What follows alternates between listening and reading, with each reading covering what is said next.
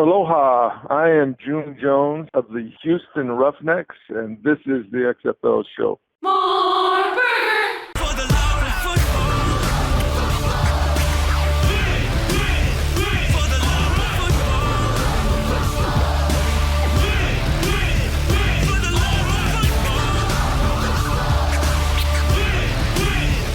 the love of football. Let's go. If you smell what the XFL is cooking. Welcome, football fans. This is the week of December 26, 2021, on the road to kickoff 2023. This is For the Love of Football, and this is the XFL Show. I'm Alan. And I'm Bryant. The Great One hath spoken. This week, Dwayne Johnson, a.k.a. Dwanta Claus, alluded to new teams, new cities, and a TV deal being announced within the next month or two. This is episode 202. We got a new hope, Bryant, for some big news. Whoa. What? New hope. We have new hope. Sorry, we have new hopes. Yes, careful. Better really watch out the copyright infringement on this one. Careful, sir. But you're right. Yes. The hope. There's so much hope going into the new year. This is the last episode of 2021, and 2022 is going to start with a bang, apparently. We finally have a new feeling of hope that we haven't had before here with this ownership group. So I'm really excited when The Rock came out there and made his announcement. We'll talk all about it here. Special little Christmas present from Dwayne Claus for sure. Oh, yeah. Dwayne Claus shows up on a CNBC interview and drops that one. I mean, really not planned for that interview. It was about other stuff, Terramana Tequila and all the huge ventures The Rock's a part of. And the XFL, he brought up himself and said within the next month or two, new, and TV deal. And XFL fans have been buzzing all week during Christmas. It's been pretty fun to be on XFL Twitter, especially during Christmas. We're going to break it all down. And of course, the XFL made some announcements this week as well with some more hires that we're going to break down as well. It's going to be a very fun, information-filled show, a hopeful show, if you will. Let's get it started. 724-565-4XFL is the XFL fan line. Call it, leave a voicemail, text it anytime, and we will refer to it and maybe reference it on the show, which I think we have one coming up today from the fan line on a text that is very, very good one. So anytime you want, reach us there. Or at XFL Show. Always. At XFL Show 2 on social media, which is, I mean, that's the easiest way to reach us, be a part of the show, interact. At XFL Show, whatever social media you're on, we're there at XFL Show. And of course, we are brought to you by Pretty Easy Podcasts, our generous and helpful sponsors at Pretty Easy Podcasts. Help podcasters get started, help veteran podcasters take a load off their shoulders that makes podcasting just that easy because, well, editing and, getting everything together for your Apple Podcast platform, your Spotify platform, getting the sound down, making sure everything sounds even, crisp, whatever. I don't know what they do. All I know is they make it easy on Bryant and I every single week. We show up, we do the show 2 a.m., 3 a.m., noon, although we never do a noon recording, but any time of day, they help you podcast. That's what they do. Because they make podcasting pretty easy. I think the only time we ever did a noon show, Alan, was in the middle of August or whenever it was that you were here. We did it out on my balcony. It was 100 degrees and I was just sweating. Oh, man. I remember that was the only time we ever did a noon show. Yeah, I got sunburned from that one. Then we said no you more were in the noon shade. show, especially when we're in LA. I still got burnt, though. You could get burnt in the shade still, especially out where you are. Just radiating. Go to prettyeasypodcast.com, by the way, to get your podcast started today. All right. Now let's dink and dunk real quick. We got a lot of good dinking and dunking here. We got exciting hot read coming up. The cover 2 is going to be action-packed. But real quick, Jason M. on XFL.show. That's the YouTube channel. Comment anytime. Go to it. He said, what would be great XFL Christmas present that would not reveal much, but nevertheless be fun? Reveal the XFL documentary. We know what's happening. Christmas has come and gone, Bryant. Didn't get that announcement, but are you as confident we're getting an XFL documentary? And what does that even mean? Because we already had like a 30 for 30 or whatever it was on ESPN Well, back when. Well, it's 18 years after the original episode, or original incarnation, or something like that. 15 years, maybe. I'm going to say it would be great to have a documentary. Do you want a documentary of 2020, or do you want a documentary of 2023 in the startup to that? Yeah, that's an interesting thing. I would assume 2023 about the build to everything and not 2020. I mean, that documentary should be made, but like somewhere down the road. Maybe like a chronicling of the building of the league from within the league would be interesting to see. But I'm not as confident on that documentary announcement. Not at all. Jason But is. as you and I, Alan, are huge wrestling fans, and we know how much Vince McMahon really doesn't like to show what goes on behind the curtain. Do you really think there's footage out there of him in meetings, or doing all that, the buildup of 2020 at all? I don't see it there. I feel like The Rock and Danny Garcia, they live for this. They want that footage because they want to be able to capitalize on it later. Vince McMahon has never been like that. I mean, as many years as we've watched wrestling, you don't really see that too often. No, yeah. And if there is anything, it's very controlled and probably planned out that this will be, filmed and whatnot. But I mean, I'm all for seeing that stuff. It's cool whenever we get a Danny Garcia Instagram post and we see a board, images of the boardroom or, just the facilities that they're at, meetings and the backstage or whatever you want to call it. We'd love to see that kind of stuff. I would love to see a documentary, Jason. Don't know if I'm as confident in that being an announcement coming up soon because bigger things are being announced, it looks like, pretty soon. Danny Garcia also, by the way, Dinkin and Duncan, was on a very interesting interview on a website called Founder, FOUNDR, on their podcast about her career mostly, but also she gets into some of the XFL and basically called it the biggest acquisition she's personally made and invested in because it's so personal to her. It feels so big. She's always wanted to be involved in something like this. The owner of a football league, and really interesting interview to get a glimpse at the person, one of the main people behind the XFL in Danny Garcia, and also her vision for the XFL, which she's, given us glimpses at in other interviews. This one I think was a little more personal, really cool to hear how she's been of this mindset since a very young age in terms of building up brands and being the kind of entrepreneur she is, and it makes you excited as a fan knowing that this kind of person with this kind of drive at least can talk the talk and walks the walk, obviously, with what she does with The Rock. Man, I'm like a poet today. Should have wore a turtleneck, but man, she was on fire in this interview. I loved it. I definitely recommend people checking it out. Just look up Founder Podcast and Danny Garcia. You'll find it. It was very interesting. But Bryant, this tweet we got to talk about next. Sam Schwartzstein, good friend of the show. And off the press. Someone we credit heavily with the 2020 XFL rulebook and football ops, tweeted out, the one guarantee Vince was given in our broadcast deal was there would never be a commercial kickoff commercial sequence during our games. Now, with The Rock alluding to a TV deal coming up soon, we're going to be talking about what will the XFL television look like once we're done and we know who the broadcast partners are. That'll be the next step. And damn if I don't want that to happen again, because there's nothing worse than making coming money back from break. Here's a kickoff that, especially in the NFL, where nothing happened, we'll go right back to another commercial.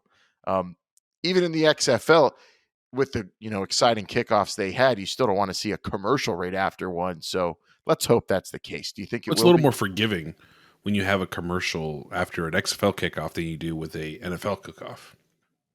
I think the only time it's ever allowed is if the kickoff is run back, is what I would say. Yeah, it's really just unsightly, unseemly, and nothing a football fan wants. hopefully that'll be the case, but we'll have to wait and see. The broadcast partners need to be announced first. And maybe the XFL landed that kind of agreement with whomever they'll be announcing soon. But we'll play the clip also later on from The Rock in the CNBC Tech, I think it's called Tech Show. I don't know. We're not corporate people. I don't watch CNBC and business shows all the time. Maybe a little Jim Cramer just to see the personality, the classic craziness and telling buy, don't buy. But other than that, I watched the CNBC, came and went. You would have missed it. The Rock of all people on CNBC. And it was an amazing interview. Definitely have to check that out, Brian, if you didn't see it. But we'll play just a quick clip here that he talked. It was very brief that he mentioned the XFL in that interview. That'll be coming up. We're going to get to the cover two in just a second, Brian. But then you said we had another text that I missed that you wanted to bring up while we're dinking and dunking here. Yeah, on the XFL fan lane, 724-565-4XFL. Roberto Garcia said oh my God, the news that's coming within the next month or two about the XFL. New broadcasting partners, new cities, and new teams. I'm telling you, I can't wait for the return of the XFL. Hashtag XFL 2023. Hashtag for the love of football. I don't know if hashtags work in text messages, but hey, that shows your excitement. That shows how passionate these fans can actually truly be. And if you're ever excited, you hear something like that, you want to get it out, what better place than the XFL fan line? Text us, yeah. Or of course, at XFL Show, but we love it. And of course, yeah, Robert, the hype is there. So excited that The Rock went out, at least in some form or fashion, within the media and talked XFL, because it's been a lot of Danny Garcia, which has been great, and not a whole lot of Redbird Capital, but we, of course, want to see the great one himself start hyping this thing up. And he put it out there. And, yeah, we're going to break down every word and really what he said coming up. But, man, if this week you aren't excited for the XFL, then you totally missed that. And it's easy to see because it was a low-key it's amazing The Rock could do an under-the-radar type interview like that, but he did. And, you blink and you missed it, but we're going to break it down. I don't know how under the radar you are when you go on television in front of millions. And millions. And millions, really, of viewers and make that kind of announcement and don't expect some sort of buzz to happen. So Rock's knowing what he knows what he's doing. Oh man, the just the power of and the wide net that gets cast when the great one speaks. Can you imagine when it's full gear, just out there promoting the XFL from his standpoint and everybody else involved? It's going to be interesting to see, compared also, of course, which we will have to do, to what the USFL will be doing over the course of the what is it? I don't know how many. We're closer than ever. They are closer than ever. Oh, I mean, they're closer than ever. By the way, I think I forgot to mention at the top of the show that we are 59 weeks away from kickoff in 2023, Brian. Almost blew that one by the wayside, but I got it in there. We're coming back from Christmas parties. It happens. It's all good. Closer than ever. Closer than ever. And actually, I'm excited about this closer than ever. I do have some so people don't think I'm unfair. Wait until you get to the hot read where I talk a little bit of not. I'm not hugging. I'm not giving the XFL its dap as much as I normally do when we get to the hot read. Really? Yeah. Oh wow, I'm interested. That's a good tease right there. We'll get to that though. We got to talk about a lot of people, a lot of your favorite kind of people. You know what kind of people I'm talking about? The people, the XFL's people. The XFL people or corporate people. Well, now they're corporate people. That's true. Got hired to the corporate offices of the football operations wing of the XFL. New names, new hires. We got to break them down. What will they bring to the table for the XFL? It's this week's cover two. Santa Claus is coming to town. The press release came out this week, Bryant. The XFL has announced key football operations hires, and we'll read the press release, at least verbatim, and then we'll get into the bios of each person.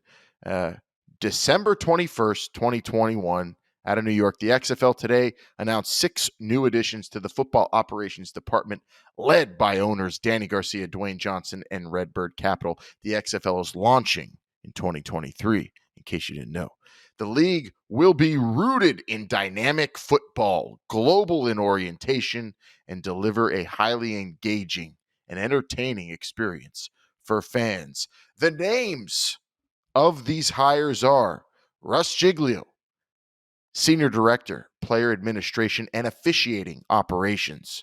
Jim Monos, Senior Director of Football Operations. Brad, not those kind of Monos. Oh, It's more like Monos. Brad Campbell, Senior Director of Football Technology.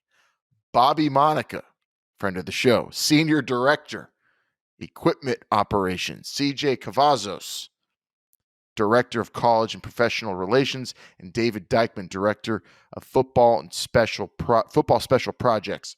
Okay, those are the football ops hires, and remember, we are big on football ops. We love those guys in 2020, and we know that when you are building a new league and you are presenting a product on the field, the people in football operations are the people that are responsible for acquiring the talent, developing the rule book, getting the officials, basically putting everything together, getting that package together for what's presented on the football field. These are the people in charge of it. These are the people doing the legwork to make sure that the football players on the field are giving us quality football, to make sure the referees are refereeing according to an exciting rule book and in a fair manner. It all goes together, and the XFL has hired its people for that, something we pay very close attention to on this show, Brian. So let's break down each name. First up, the Senior Director. capital R, lowercase u, S. Yes. We're bringing down we're going to the break down person. every letter I'm of sorry. Russ Giglio's name. No, Senior Director, Player Administration, Officiating Operations, Russ Giglio.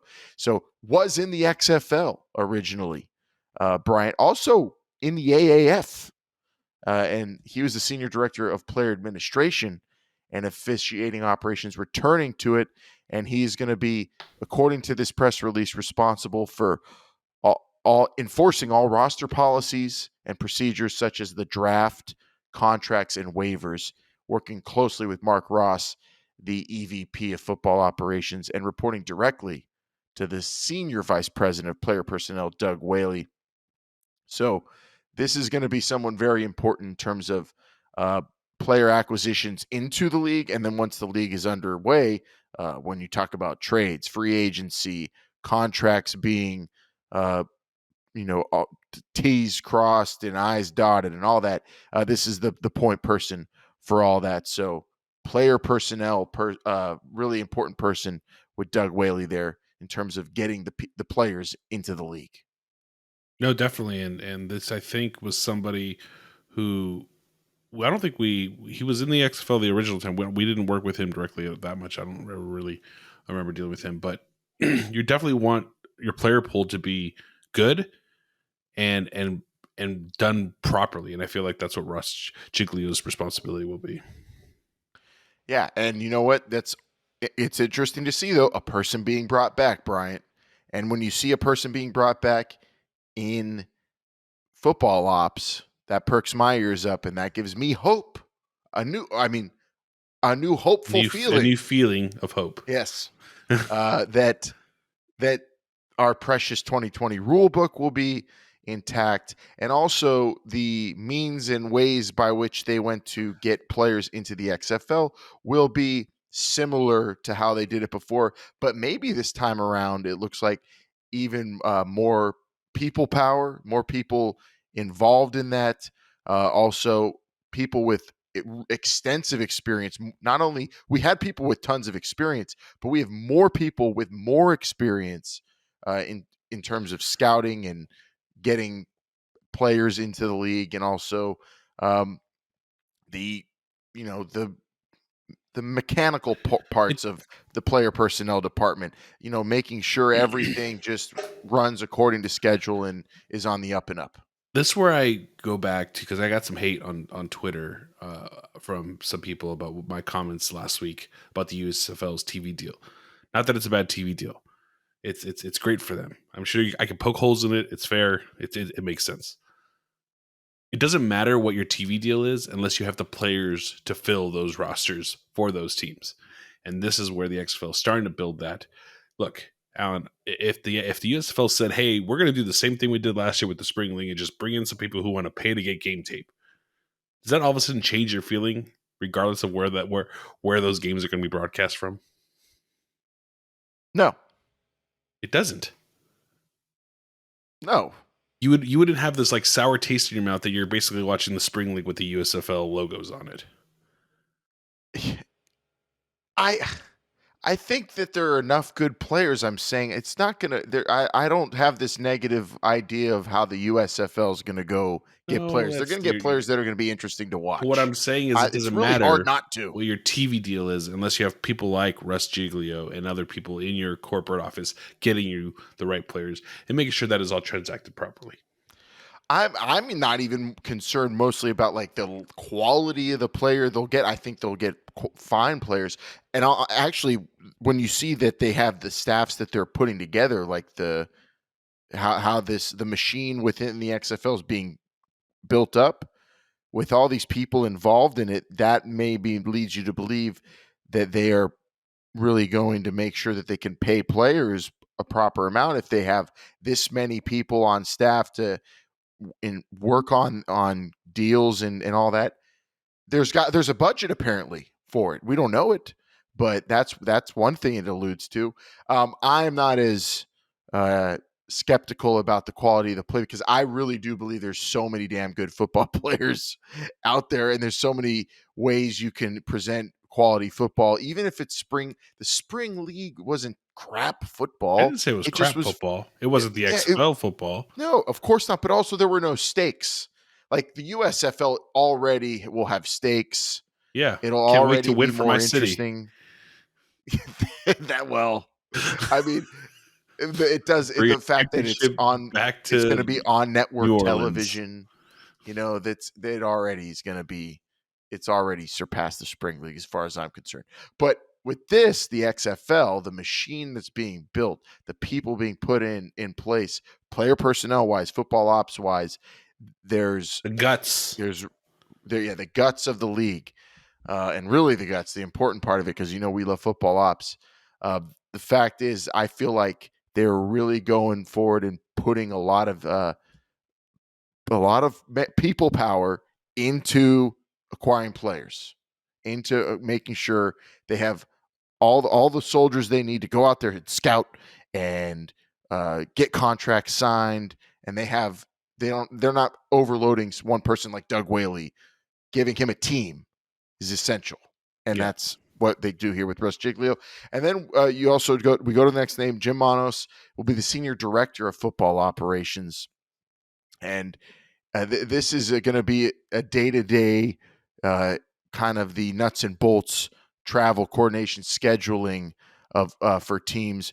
Again, working closely with Mark Ross and Doug Whaley, according to this press release, that he's going to be assisting with team needs. So this is going to be a point person for the teams and the league's player personnel department. Again, you see this. There's delegating going on here. We have our player personnel head in Doug Whaley, but there's not everything being put on one person. There's not cost cutting here. People are being brought in with experience. Jim Manos spent time with the Eagles, the Saints, the Bills, working all over the place in football, knows what to do. And a person like this with this background as support for the head of player personnel, essential. You need someone to delegate to. And this is, again, just giving you a glimpse. The XFL isn't fooling around, and they're not cutting costs or corners when it comes to the player personnel department. Well, even more so than cost or corners, I would say that they're just not paying attention to what anyone else is doing, and they're moving forward with their plan. You don't make these kind of moves if you're worried some other league is going to come and take your territory. So I'll give you this. It looks a lot better. Look at the machine. Look at this. Look at the buildup here for the XFL over a year out, and the USFL. It seems like it's just from casual observer who's keeping an eye on it a little bit, and us obviously who's looking at it closely will tell anybody. The USFL, it feels like there's like 5 people there because we don't know them. They're not being announced. They've announced a handful of people, but this is a team. We know the team behind the XFL. It's like Back to the Future. Know the team for the USFL. It's like Back to the Future 2 when Marty's like, come on, Doc, let's just land on his car and cripple his car. He's like, are you crazy, Marty? We're in a DeLorean and he's in a 54 Ford. He'll cripple us like we're tinfoil. Yeah, the DeLorean's cool. It's awesome. But at the end of the day, straight horsepower, straight machines are going to take that thing down. Well, I don't want to go that far with the analogy and just say Well, not take it down, but crushed. But the USFL just feels like they're like dangling some carrots at us, and they are not really giving us a lot to be interested in as nerds following this thing, if that's what you want to call us. But the people who follow it closely, whereas the XFL, they're doing this press. Do they have to do this press release for these? I mean, for a casual fan, obscured people that they would never know working in the league? No, but they do this because they want to show that they're serious and legitimate football league that has people who are doing important things behind the scenes to make sure that it lasts. The Shades of USFL 2020 is not doing that. That's one, if you're comparing, that's where you could check the box for the XFL, I think. Just looking at this, especially then when I know a lot of people love the type of presentation that they had building up to the AAF, where it felt like a tech kind of a league or tech product. But that's very popular today, just with anybody who's a business person. You have to have a hand in technology no matter what business you're doing, even a football league.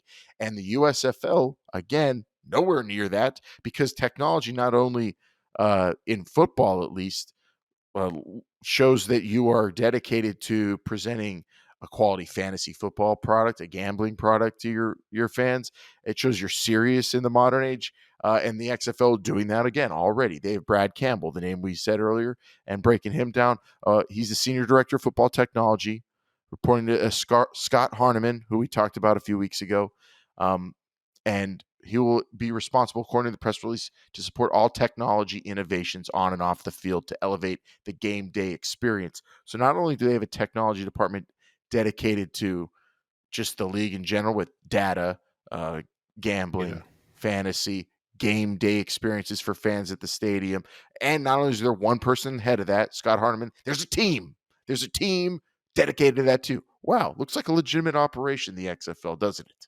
Who would have thought that, building teams, giving these, Alan, I'm thinking about, what if we say A New Hope the entire episode, and if it gets taken down on YouTube, then we know that ESPN has nothing to do with the XFL. Oh, yeah, that's a good way to maybe get them to tip their hand. Exactly, right. That's smart. It gives you hope that the XFL is kind of taking what happened in the buildup of 2020 and using that. It's like, God, people are going to think that I'm just bashing the USFL, and I am in the sense, but I'm also not. I'm just kind of comparing our feelings and what happened back in 2019 when the AAF launched. This is kind of what the USFL is doing. It's like that AAF kind of launch where it's like kind of like question marks all the way through. You don't really know what's happening. They just kind of say we're going to play, and then you hope that they play.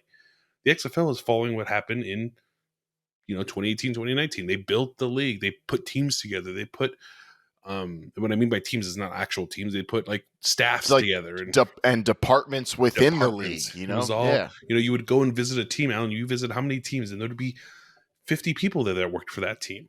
Like there was just an amount of seriousness that you felt when you looked at the XFL versus other leagues that have tried to do this in the past. And this even, the USFL AAF kind of build-up reminded me of the 2001 XFL, where it just kind of, you have an idea, you throw it out there, and then you're just going to try to get there. Where I feel like the XFL is done. It's almost like pickup versus an organized league.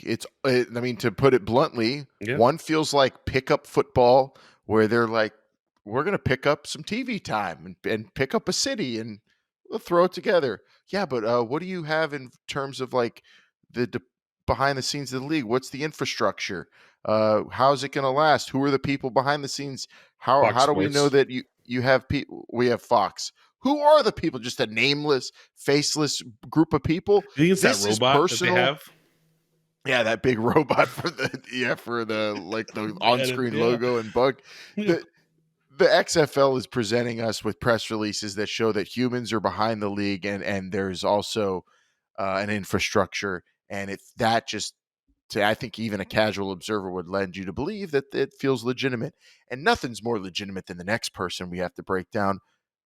The backbone of the 2020, as far as we're concerned, and I think the biggest home run hit yet for the XFL going to 2023, Bobby Monica returning to the league. Close personal, long-time, dear good friend of ours, Bryant. One of my favorite people I ever interacted with Great at the storyteller. XFL. Great storyteller and even better equipment manager, equipment operations head, will be the senior director of equipment operations for the XFL. Doesn't get any better. The guy's worked for years and years in the NFL with the Dolphins and the Jags and the Browns, and did an amazing job at the XFL. Very involved with the football and uniforms. And just, as far as I'm concerned, a class act, someone I'm so happy to see back with the XFL. He had a pinstripe XFL hat that I freaking loved. I loved that hat. And I was like, hey, where did you get that hat? He's like, don't even bother. You're not going to be able to get it. I was like, okay. Thanks, Bob. Appreciate it, man. Great. He's pretty much the most styling guy, too, in the XFL. Oh, yeah. No, for sure. What, leather? Was it leather? Yeah, it was Great top leather notch. jacket with an XFL. I think he had an XFL logo on that jacket, too. It's pretty nice. He probably, you know what? I give him credit because I guarantee you probably customized those Hawaiian shirts for June Jones in Houston. Oh, man, I wonder if, June Jones had some sick threads, too. Oh, but this is great news. And again, just it's to a casual observer. Oh, an equipment person for the XFL, like how important that? Hugely important, especially when you talk about like that's a probably, I think we have to. Danny Garcia works in the fashion industry, has fashion line. The Rock, obviously, Under Armour, and all the deals he's made. You see people walking around with Brahma Bulls everywhere now. How the league looks is very important, and equipment operations is a part of that. And I'm excited really to see just that presentation of how and I mean, we're going to get into new teams, new cities later, and obviously that comes with maybe new logos, new uniforms. But that whole factor is, I think, overlooked by a lot of people, but very important in an Instagram age too, when you're going to see the XFL all over it. And yeah, excited to see Bobby Monica as an important part of that. But you know, with 24 years of experience, you know, just the fact that you know people in certain businesses, like, you know, knowing In the NFL, in the NFL, knowing who to work with, knowing who you can call. That ball was, manufactured by certain. It wasn't like just some Spalding ball, right? Like Bob went in and made that ball with like friends. Like that's what he did, and so to have that kind of connection is pretty big. Yeah, for sure. And another great rehire by the XFL. And just, I think, as a fan, fortunate that some of these people were still available or willing to come back to the XFL and give it another go. Again, another reason to give you hope. CJ Cavazos, next name, Director of College and Professional Relations. We're talking about a hardcore scout, just all over the map. 25 years recruiting, college, pros, huge network that hopefully will be a big factor in getting good players into the XFL. And of course, we'll be working closely for football ops for Mark Ross and Doug Whaley. And, you know, big part of the on-field product, because this is scouting, which is obviously the biggest grind of them all, I would say, in terms of building up the league. Similar to what Eric Galco did for the XFL in 2020, Bryant. CJ Cavazos coming in as a really important part of the scouting wing. Yeah, I think the one that got me was college and professional relations. So I think it's very likely that the XFL is going to take full advantage of this NIL shindig and try to find some players, even if they're not, you know, going to play in the XFL, to fully basically have them endorse the XFL and be like, look, this is a great place. Or even if they maybe will play, maybe we guarantee that they'll play. Who knows? I feel like the XFL is going to really push for this college with the transfer portal the way it is too. It just seems like it's writing on the wall. Oh yeah. Yeah, I think that maybe that's what you NIL someone while they're still in college. You can sponsor them and then they come play in your league. Or who knows? Maybe we'll see like a Heisman candidate just promoting the XFL and we'll never play a down in the XFL. Just be like, Yeah. I'm so and so and I approve and How go to co- a game and I how don't cool know. would it be to see someone on like just on their Instagram while they're wearing an XFL hat? Yeah, You know, yeah. someone that you in a day and age where marketing opportunities are almost infinite. Having relations with players at the college level is going to be huge for the XFL. Even Yeah. imagine a star player around his school wearing an XFL hat. How much buzz that's going to create around campus? Enrollment with 30, 40, 50,000 people enrolled. But Hey, did also you see don't be what's his name surprised. wearing a But XFL hat? also don't once one player, Kenny Robinson's it and leaves for the XFL or, a guy like CJ Cavazos who has the network, who has the connections. Once one gets lured in and buys in, more will, especially if they see they're successful. And this is an important person and department for the XFL. They're going to have to definitely take a look at trying to do that. And apparently, the USFL has already claimed that they're going to be trying to do that, especially with group of 5 players, trying to lure them out of college maybe early to come play in their league. So it is a new world, and it's a very different world for the scouts. And we'll see how they use their already built-in networks to take advantage of what's going on with NIL and the freedom that college players now have, or a little bit of freedom they now have. They're still And student even professional athletes. players Sorry. who maybe want to hang on to an NFL dream, but maybe it's better that they get some playing time in the XFL. Can you believe? I mean, it's like 3:30 a.m. or whatever the hell it is right now, but in only a few hours, Josh Johnson is going to be playing in the NFL quarterback at the end of a season in a very like do or die game for a team. It's insane. And I have to root against him. No, wait, actually, I'm rooting for him because as a Steeler fan, I need the Ravens to actually win tomorrow or today. Oh, is that how that works? Yeah, rooting hard for the Bengals to lose this week. Okay. Or a tie. What about a tie? Would that nil your tie? No, because the Bengals whooped on the Steelers. Need losses Need losses. for Okay. them big time. Yes. Yeah. Rams have a chance for first place. I'm excited. Well, that will. If I rather them win than you win our fantasy league. Obviously, Oh, I'm rooting come for on. my wife. That's ridiculous. Last name here, the cover 2 of the new hires, this director of football special projects. Interested to see what this is.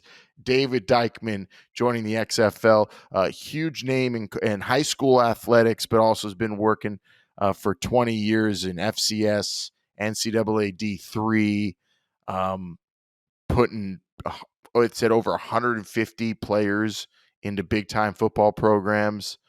6 of them were former NFL players, and he reports directly to Doug Whaley. And it says he'll be a key voice in a player evaluation, roster development, and recruitment. Football special projects, though. Maybe this is the person involved with combines and similar tryout scenarios. I don't know, but I'm interested to see what the director of football special projects will do for the XFL and how it translates to getting players into the league. But again, just further proof the XFL is thinking of everything in terms of not putting everything on one person's plate, assembling the crews that will be needed to do the work that needs to be done in order to build a football league. You can't half-ass it, as they say.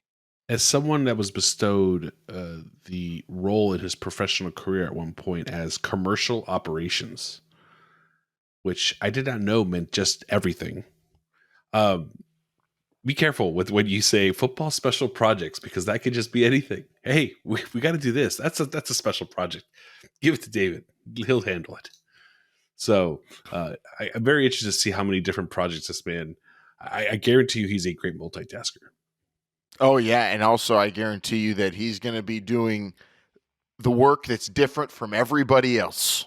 That's what it sounds like. But Yep. the XFL has it covered. Look at all these different departments, all covered, all new hires. They'll be having more, and just really warms your heart to know that that's happening. And really, there's no casual fans paying attention to this. But if you are following along on this road, the buildup, these are the very important moments where actual people are brought in to do the actual work. It's not hyperbole. It's not a bunch of just, hey, this is a TV show and we'll see you then, and not telling you anything. This is a very much like 2020, transparent, exciting to me, and interesting to see how they're different too from 2020. In 2023, although a lot of them are rehires. In 2023, if you focus enough on the buildup like we do here, you'll see something on the field and be like, I know that person had to do with that. Yeah, it's cool. It's kind of cool. Yeah, it's very cool, and it also gives you an answer. Things don't just happen. I mean, we just had Christmas. I don't know how involved you are in the family, like putting things together, the food, cleaning, and having everything be making so that Christmas could happen. And then some people in the family just sit around and then they think Christmas just happens. It doesn't just happen. It takes work, takes dedication, love. Most importantly, love. That's me, my mom, and my wife make the tamales. My dad's role in the tamale making process is actually eating the tamales. It's an important role, but I mean, it doesn't necessary. It doesn't get to his belly. There's no point in building a Christmas party if no one's there to enjoy the Christmas party, right? You got to have it just happens people all the time. You do need them too, but it doesn't just happen. A lot of work to be done. Second part of our cover too, real quick. Brian, you see the USFL promos? They've got 3 of them now. And here are the campaign slogans. I love a good slogan, and I actually like these. No more football. Time out.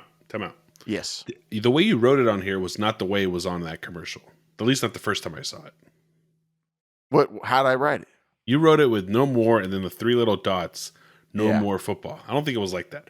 They did not put the dots. Okay, yes. I'll give you that. So it looked like a chant, right? It didn't look like a chant. No more football. So you were confused. Football. Yeah, it was confusing. As a casual fan, you look at it, you're like, no more football. Yeah. No. More. So you were no more football. You were putting the high school cheer to it. Okay. I don't know. You're right. Commas are everything. Commas are everything. You're right. There was no punctuation in that. I guess someone missed that. I added it for them, maybe then for you and I, because it's no more ... No more football. Yeah. Is how they. I understood it. Don't get me wrong. But as a casual fan, they're like, "Oh my god, there's no more football." No, more. I love that. No more football. No. Then what? Then what is it? Hey, Alan, how do you feel? NOMORE. Oh no, okay, I'm done. No, all right. So maybe that one was a miss. I don't know. I got it. I understood. I like the idea. Don't get me wrong, but it just execution 7 out of 10. This next one was: did someone order more football? Yeah. Okay. Okay. I dig it. Yeah. This one. I didn't order it, but it's there. Yeah. I mean, I ordered more. I'm ordering. I'm demanding, actually. It's like someone walking in with hot cinnamon rolls. Be like, did somebody order dessert? No, but I'm going to have some. Totally fine with that one. No, I did order the dessert. That's true. I demand the spring football. And the last one, I don't like. Actually, this is the one I like the least because they've met. They already know each other. Spring meets football. Football meets spring, and if they actually did have this introduction by the USFL or Fox, who's doing this meetup, they're like, yeah, I know them. I know this person. We've got a long history, actually. It's not great. It's long and short at the same time. We've had wild flings that just were incredible, but very brief. And I don't know if I'm ready for another go. This is man, this is like the crypt. I don't know what. It's not the kryptonite, but it's like that one person that continues to come into your life year after year, or just after gaps, and you just can't help yourself. You just can't. That's the relationship that spring and football have, right? It's like they really are not compatible. At least they haven't been up until now, right? And then, or not up until ever. And it's like they keep coming back. You keep trying to make it work, and then it doesn't work. So the relationship's back just with not there. him again. Ugh. Yeah. It's a vicious cycle. She always goes back to him at this certain point. Maybe it'll work out this time. Sometimes it does. The relationship status is complicated right now. Very complicated, but they know each other. USFL. Yes, I like it though. I like it, and it's we're going to see probably a bunch of them tomorrow during the NFL week this week. Yeah. Great commercials. Great commercials. And I'm looks like a assuming success. They will implement some maybe heavyweight former USFL players that they at their disposal, like Doug Flutie, especially considering that I think the NBC tie-in, once they start promoting it, maybe they'll use him. We'll see. Who knows? Maybe they get Herschel Walker involved. I don't know. Senator, but right? He's running for senators. Yeah, he's running for some government office. But they could get maybe some old school USFL players involved. I don't know. We'll see what they do. But right now, it's very bland, basic. The visual of these promos, they're teasers, really. But I like the marketing campaign, and it's good. It's good to know at least they're doing that, knowing that they are, oh my God, closer than ever to kick off in April. Jeez, oh man. And they don't even have a director of football special projects at the USFL that we know of. They might have somebody assigned in Fox to do those types of roles. It's fine, whatever. It didn't work for the XFL in 2001 where they were just using WWE's offices to like do everything basically. So here we are. All right. Well, there you go. We had a pretty thorough breakdown of all the new hires in the XFL, some fun with the latest marketing campaign of the USFL. But now is the moment. We are going to talk about the hope given to us by the Great One. We are going to hear this clip from CNBC's TechCheck, Bryant, and then we are going to dive deep into every word spoken by Dwayne Johnson, Dwanta Claus, in this week's Hot Read. We are a little over 1 year away for launching our XFL, and that is our professional football brand with our chairwoman, Danny Garcia, and our other partner, Jerry Cardinal from Redbird Capital. And we should maybe within the next month or maybe 2 months, we're going to be announcing our broadcast partners, which we're very excited about, and new teams, new cities, and very excited about that. And again, as a former player myself, what an opportunity it is to create an opportunity for other players to live out their dream and take care of their families. So excited about that. So bring on 2022. Let's do it, Rock. Oh my goodness. That was amazing to hear on that TechCheck interview. Dwayne Johnson on CNBC throwing it out there. New teams, a TV deal, new cities. Let the speculation on this show commence, Bryant. First up, the new teams portion. Got to talk about that. Does that mean rest in peace all 2020 team names? Do you think that's what he was saying? New teams? No more LA Wildcats? DC I mean, Defenders? it depends on the budget. Guardians? Honestly, I mean, if you think about it, it's what's the budget to get new everything, new logos, new signage, new marketing materials, all that stuff. If that's something that needs to happen, then maybe we won't see all of them go away. But maybe they want to put their own spin on it. Who knows? Maybe the Defenders doesn't fit what they're trying to do. Maybe they want to go more, arena football-ish. I don't know, with the names or something like that. It all depends on what their vision is, and if they're even going to have the teams in the 8 cities that we had them in 2020. It feels like we are looking too far into it when we hear The Rock say new teams. They're new to him. New to him, yeah. But also, maybe I don't know how. I mean, everything he does is precise. So when he says new teams, he probably means new teams as what? In terms of the teams being put together and like the actual teams, the coach, the people, the humans? You mean teams as in player teams? Maybe you meant teams as in corporate people teams. And then like the football ops team that they announced this week. Mm-hmm. Maybe? No. Or does he mean new team names, new logos, and totally new identities? That's where people are taking it. Is that where I think he's taking it? I guess it's not one or it's no. It's not black or white. It's not black or white. You're going to get some of the old. You're going to get some of the new. Maybe not with the team names. Maybe they all go away. But it's not going to be just this overhaul of all. Oh, he said all new teams, but we still have one in Houston. He's a liar. Like that's not what's going to happen, right? I'm not going to hold it to him. And if it's 8 new team names or more, or 2 identities, if all the 2020 stuff is gone in terms of the team identities, where would your level of disappointment be at? Would you be heartbroken? Would you be just disappointed?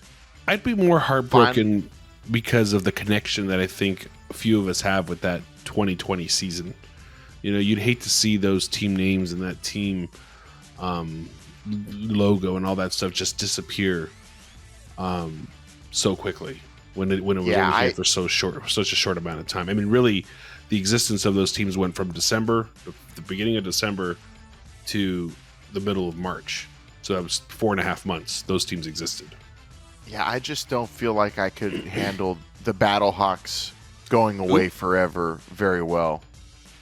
Well, Kaká is the law.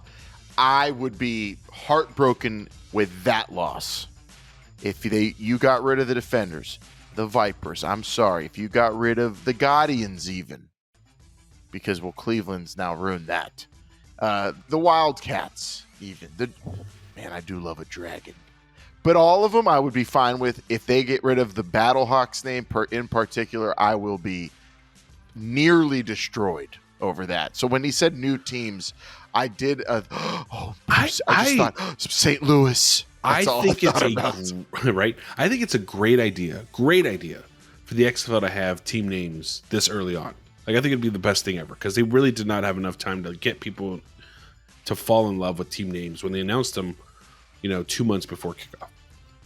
I don't see it. I don't see how you're going to have that. I mean, maybe they've been working on this, but the last meeting that they had that Danny Garcia showed that picture and had the 7 teams that existed in 2020 in that same That's room. true.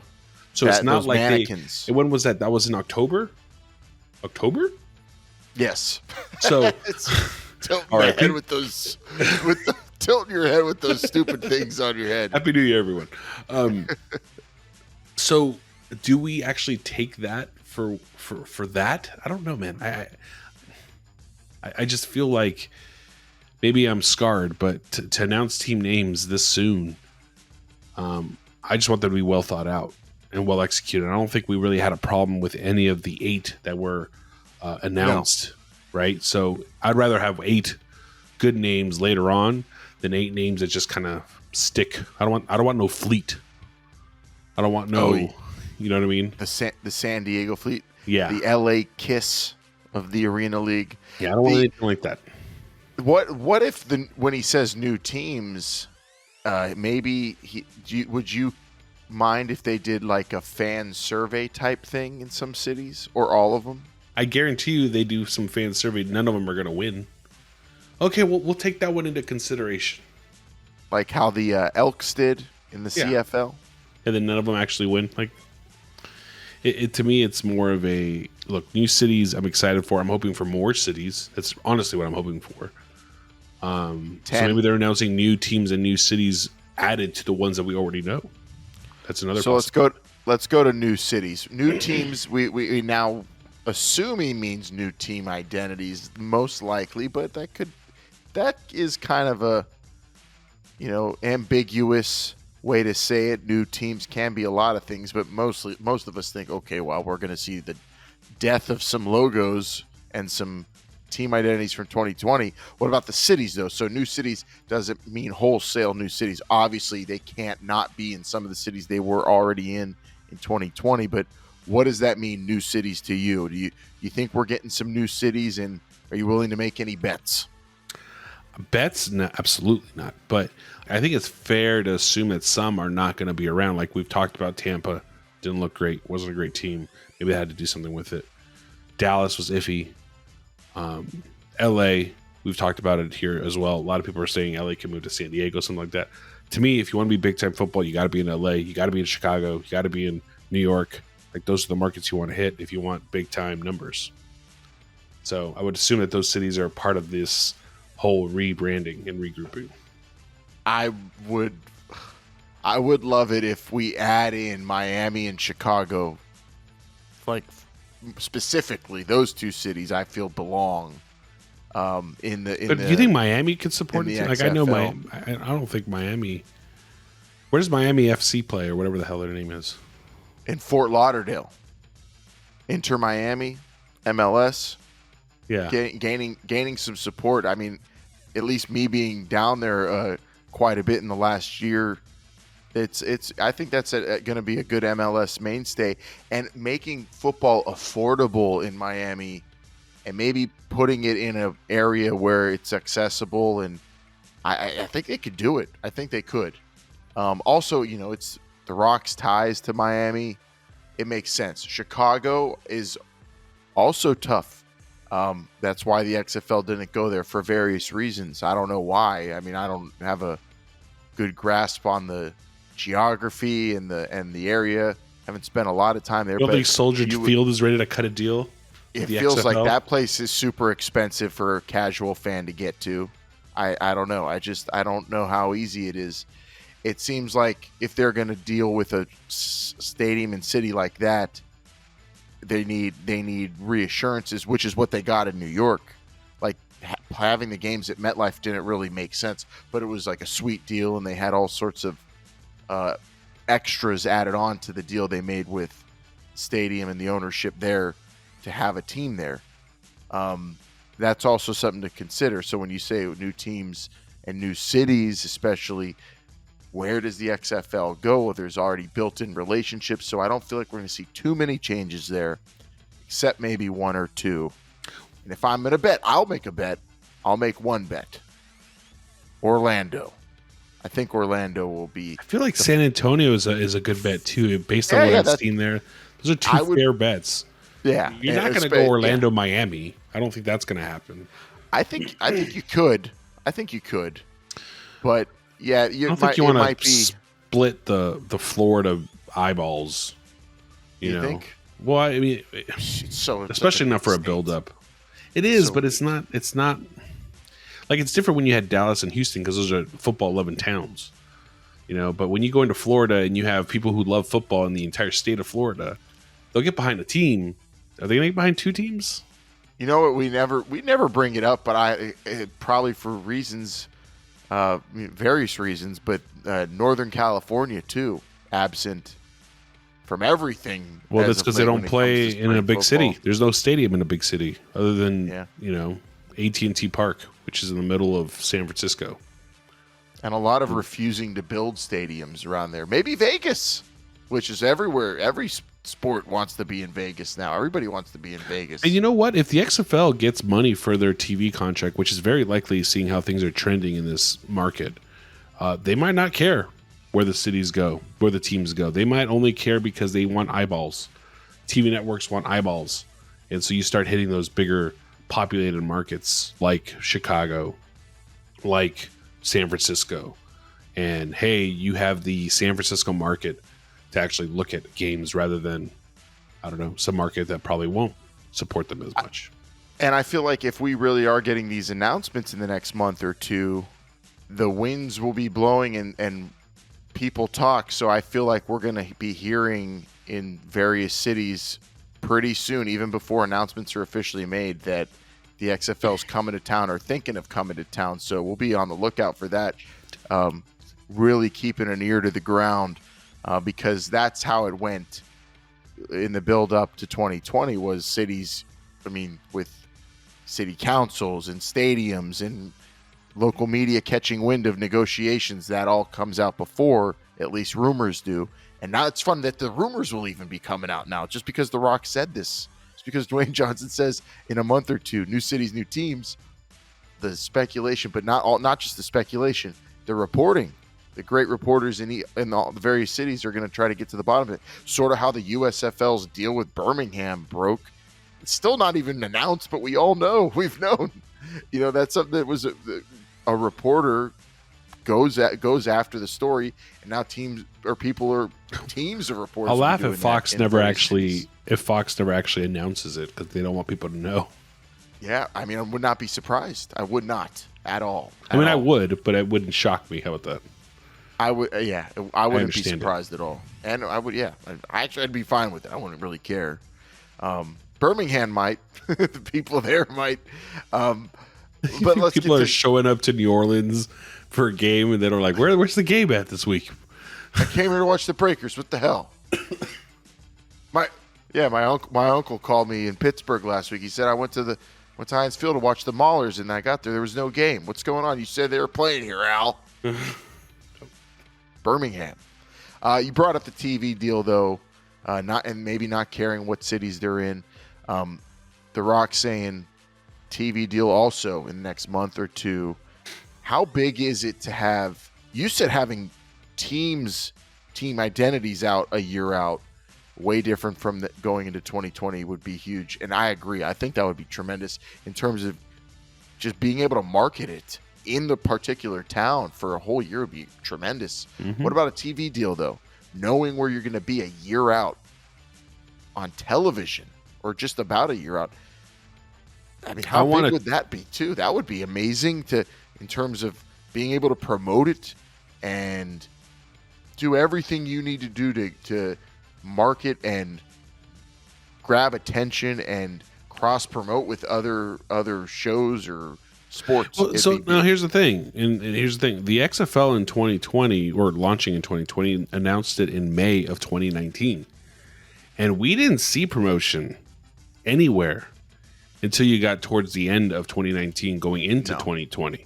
And so, unless that's going to happen, you need a lot of things to market. You know, I get the USFL marketing, no more, all that. I understand why they're doing it. I get it. But if you don't have that marketing capability for your league at that moment in time, then what are you doing? What does it matter if you're actually promoting? You're just asking people to ask more questions. Sometimes that's not a good thing if you don't have the answers for them. So who do you think the TV partner is going to be? Do you have I just cannot see how it's not ESPN. Who else can it be that's going to give them enough stay in this space and legitimacy to actually move forward? I think the ESPN is probably going to be dying for content for ESPN Plus. I think ESPN made a big, not a mistake, but I think they overshot themselves a little bit with this NHL deal on ESPN Plus. I mean, that's just the truth. And so the ESPN is going to need more eyeballs. Get some football living eyeballs. Could you see? I don't think it will. I saw someone, I forget where, like on Twitter, maybe Reddit. Someone said about regional sports networks dying in 2022, pretty much going by the wayside, so that you could never fathom the XFL getting involved with one of those. This would be especially with so few teams, with so few games. Why would you even? So few, yeah. You know, that's just. Unless you're going to be broadcast on all regional sports networks. Yeah. Like you take Bally and say Bally. Yeah. You're going to put all my games on your streaming app and all of them, not just West, not just South, but just like all of them. And I could see that as being a possibility. I just couldn't, even in a desperate attempt for them to change it up a bit, and they're very status quo, or I mean, these things are being bought and sold and left and right, and I think eventually they'll be gone, especially when the NBA and MLB and everybody just starts streaming everything a la carte. They don't need them anymore. But no, I'll save myself $15 on my cable bill. Oh man, everybody will. I feel bad for the people who don't even watch sports and have to pay for that. It's ridiculous. But ESPN, you're right, just feels like it has to be. But maybe a second partner. But maybe like ESPN, but also a few games elsewhere. ESPN. It could be the NFL Network. I don't see why. I don't see why the NFL Network can't be a partner for you, even if you're not going to be associated with the NFL. Why wouldn't you want to be on a channel that broadcasts football? Yeah, it would be so big if they did that in terms of the relationship with the NFL. But I still think like too few people get that channel it would hurt. Hurt what, Alan? It doesn't matter. If the XFL is going to get paid for their deal, they don't care. They don't care. Yeah. No one should care about who's watching your games if you're getting paid. That's why the WWE Network went to Peacock. That's why these things happen, because you get paid to do these things. And if someone's going to pay to get your content on your television, what does it matter to you? What does it matter to be building your brand if you can find ways to make money? No, I mean, and then if you get the deal, then you could pay for better players, and then grab more attention. And maybe that snowballs. People were talking so much crap about some people were talking so much crap about the ratings the XFL were getting, right? Our favorites over at NBC were saying so much about, look at the declining ratings. These are so bad. This is not great. This is horrible. What happened? Fox gets the Spring League on television, gets no more than 200,000 views per game. And what did they decide to do? They decided to launch their own damn football league. So who cares about ratings? Like, this doesn't matter. It's about getting paid, about getting your excuse me. It's about getting paid. Man, I get so worked up. This is like the third week in a row I've done this. This is the third week in a row where I've done something like this, because it gets so frustrating. Like, it's about getting paid. It's about getting your content out there and making money. That's all it is. There's really nothing else to it. And I think that's why I'm not so concerned maybe with what cities they're in, but maybe where the broadcast partner wants them to be in. Yeah, I'm almost like, it's surprising, but not as interested as I was, I mean, a month ago, and also especially for the TV deal going into 2020. I feel like wherever it is, it's accessible, especially to me and most people these days. Like, when Jake was on the show all the time, he's like, no, you have to be on network TV. People still just turn on network TV. And that is true in some sense. But in terms of being able to generate revenue and be relevant, and, especially social media, you don't need to have that platform. You just need to be able to air. Look at like La Liga with ESPN. The deal they got's ridiculous. And like, I watch it, I follow it, but I can't go to a bar and talk La Liga with anybody, especially when I'm in Pittsburgh, maybe when I'm in Miami. I couldn't even tell you where La Liga actually plays. That's Spain? Yes. No, see, that was a guess. I wouldn't have put my life on that one. Yeah, it's, so it's not about the traditional being on network TV, and that's how you get the most people watching you and caring about you. I mean, that's important in a sense, but really it's about, like Brian, you said, like getting that deal, getting paid because they believe in your product, and investing in it and growing it through marketing and having a quality product, and becoming valuable to the people who just paid for you to be on their platform. So no one's going to care about you in any market ESPN. That you go on unless you have legitimacy, and you're not going to get legitimacy out the gate. You're going to have to earn it. Even if you're on ESPN, even if you're on Fox, even if you're on whatever channel you're on, you have to be legitimate. And so for you for anyone to take the money that they're getting and not invest it in ways, it's like reverse, right? You got to take the money you can get now and invest in growing yourself then. Don't worry about growing yourself so much now. You have to get yourself money. Get money. Accumulate the trust of the fans, accumulate the trust of your partners, and of course, most importantly, accumulate the cash so that you can reinvest into it, grow it, and blow it up. I think that's where it feels like the XFL is going towards in terms of philosophy. In terms of the philosophy of how they're going to approach partnering with people and growing the game globally. We'll see, though. I mean, they are coming at it from a capital standpoint. They have a lot of money. We just don't know how much they've earmarked for the XFL, especially at Redbird. But this is really cool. The Rock on this TechCheck show on CNBC saying this gets us to talk about it, and now we could just feel it. So here's the one thing that I will say. Close. I will say, I don't believe the 1 to 2 month timeline at all. You don't believe it? I just don't believe it. Oh, is this what you were teasing earlier? This is what I was teasing. Like, skeptical.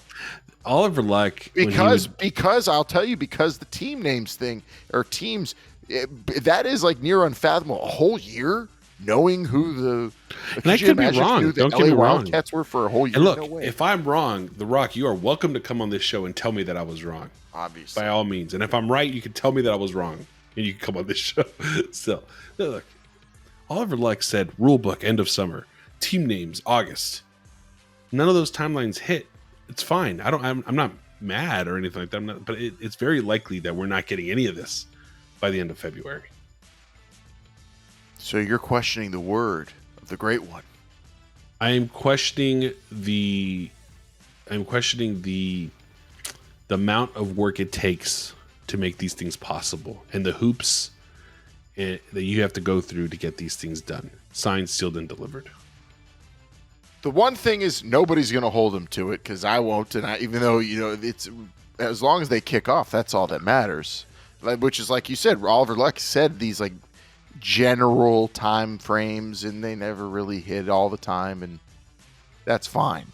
But when he goes on CNBC and it's like, that's a channel where you say certain things, it sways markets, especially certain people. Like it's a lot of people hang on words that are said on that channel for business decisions and investing and whatnot. This was, an independent, private, business person though, so not going to affect anything like that. But I'm just saying, like, you go on there, you generally don't say anything too far fetched.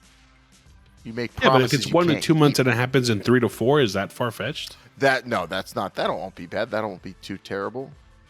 But we will be here, and we obviously are Homer's the original official XFL podcast. But if in 2 months' time and none of this happens, we'll call it out. We'll say, where is it?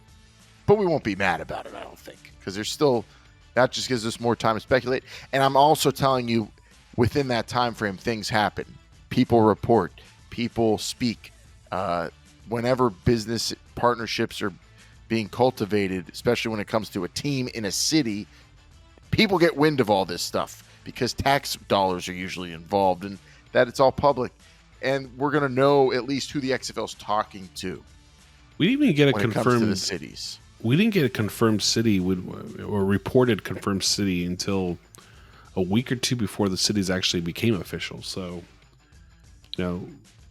maybe when we start hearing, actual like, hey, this is going to happen. I mean, the XFL hasn't even sent out their tablets yet. Like, this is ridiculous. Too many assumptions. Have any city councils received tablets in boxes yet? We don't know, but we'll see. Exciting stuff though that we get to at least ponder this week. New teams, new cities, TV deal. Will it actually happen within the next month or two? Let us know at XFL Show. I am excited. It's a brand new year. Next time we're on here, Bryant, talking to each other. It's 2022 on the road to 2023. Not exactly a year out, but just about a year out from kickoff, and it's revving up. A year or so out from kickoff. But yeah, we are here, and we're going to be here every single Sunday, right here on your favorite podcast app. That's Google, Stitcher, TuneIn, Apple, wherever you get your podcast. Make sure you give us that 5-star review and tell your friends about us. If you got a comment, question, or topic you want us to cover, well, then text or call the XFL fan line 724-565-4XFL. Remember, standard text messaging rates do apply. Also, if you want to come and say hi to us, hello, well, then come and watch us at XFL.show, the official website of This is the XFL Show. Also, follow us on all social media platforms at XFL Show, Instagram, Twitter, Facebook, TikTok. Watch Alan do his dance moves. It's a lot of fun. And don't forget to check out our sponsors, Pretty Easy Podcast. Go to prettyeasypodcast.com and get started today because they make podcasting pretty easy. And yeah, come join us. Watch the show on XFL.show. Come over. I'll make you coffee. It's 4 a.m., Brian. Should I just make a coffee and keep going through Christmas, through the day, no sleep? I don't know what to do right now. You're already through Christmas. I think you should go to bed and get up and cheer on some Josh Johnson. I have to. It's actually very awkward. I have to cheer for the Ravens, but it's Josh Johnson, so I'm happy about that. And yeah, you know what? I'm also mostly be looking at your fantasy team and just rooting against you. Are you playing my wife?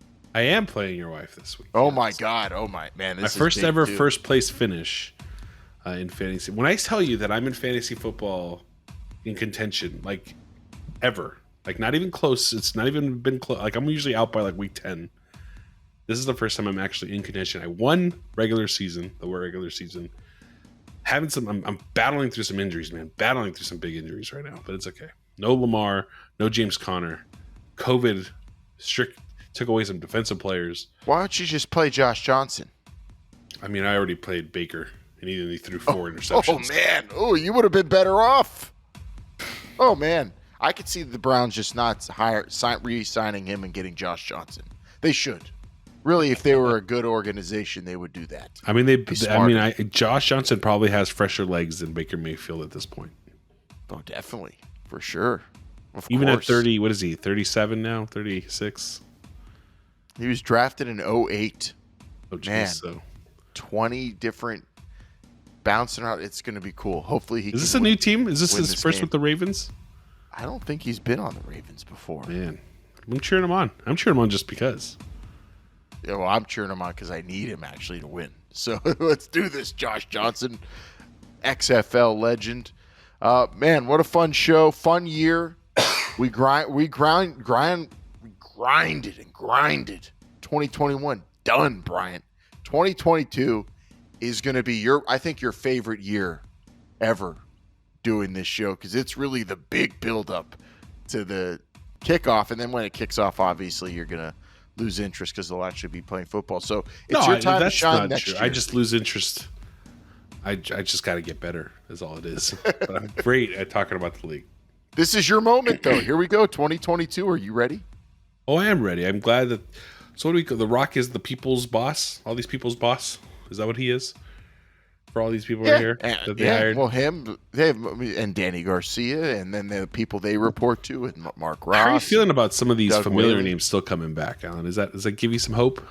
Yes, tons of hope. When you're bringing back people from 2020, that means that there are pages in the rule book that could possibly be brought back. So the title, most important. The title, New Hope, for this episode, is that because there's new hope for the league to stay similar to 2020? Is it new hope because it gives us hope that this is actually like starting to become a real thing again? What is it?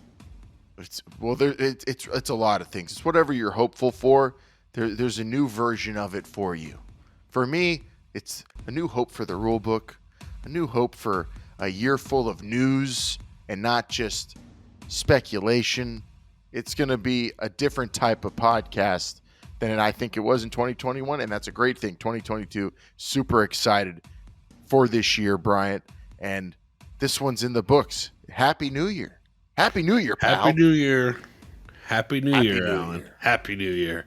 Happy New Year to all of our fans out there. Make it a great 2023. Stay safe. 2022. Don't get ahead of yourself now. Watch out. Great 2022. Stay safe out there. Alan, you have any big plans for the new year? No. Sitting inside watching TV and eating pizza. I'm just mad they don't have Pitbull on the New Year's show anymore. He was the best. Dale. I think I'm doing a full like gourmet like type dinner, like seafood, lobster, nice. prime rib. Way too expensive. Going to Costco this week. So all right. Staying home, but I'm going to Costco. Good luck. Don't spend too much. Don't make too much. And if you have leftovers, save some for me because I'll be over in just a few weeks. When are you coming? I thought you were coming like the 6th. Huh? Are we doing shows together again? Yeah, we'll be in person for a few in January.